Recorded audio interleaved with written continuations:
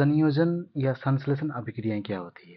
ठीक है गाइस, तो संयोजन अभिक्रिया को ही हम लोग क्या बोलते हैं यहाँ पे, संश्लेषण अभिक्रियाएं बोलते हैं। इंग्लिश में हम इसे क्या बोलते हैं, कॉम्बिनेशन रिएक्शन या फिर सिंथेसिस रिएक्शन बोलते हैं। ठीक है, तो चलिए इसके बारे में पढ़ते हैं कि संयोजन अभिक्रियाएं होती क्या है।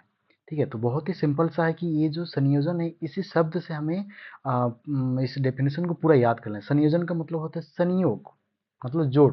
ठीक है, चलिए हम लोग डेफिनेशन को समझते हैं कि संयोजन या संश्लेषण अभिक्रिया वो है जिसमें दो या अधिक पदार्थ, तत्व या यौगिक हो, उसमें परस्पर संयोग करके क्या बनाएंगे, एक नए पदार्थ का निर्माण करेगा। ठीक है, और ये जो नया पदार्थ बनेगा, ये नया पदार्थ के गुण जो होगा मूल पदार्थ के गुण से बिल्कुल भिन्न होता है, तो हम लोग उसे क्या बोलेंगे, संयोजन अभिक्रिया बोलेंगे।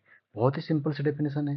ठीक है, चलिए आगे हम लोग समझते हैं। तो आप लोग को समझ में आएगा, हो गया होगा आई होप, कि ये संयोजन अभिक्रिया क्या होती है कि इसमें दो या दो से अधिक के पदार्थ या तत्व हो सकता है, याद रखिएगा। ठीक है, और उसमें संयोग करके एक नए पदार्थ का निर्माण करेगी, एक नए पदार्थ का, एक से अधिक नहीं। ठीक है, तो हम लोग उसे क्या बोलेंगे कि वो एक संयोजन अभिक्रिया है।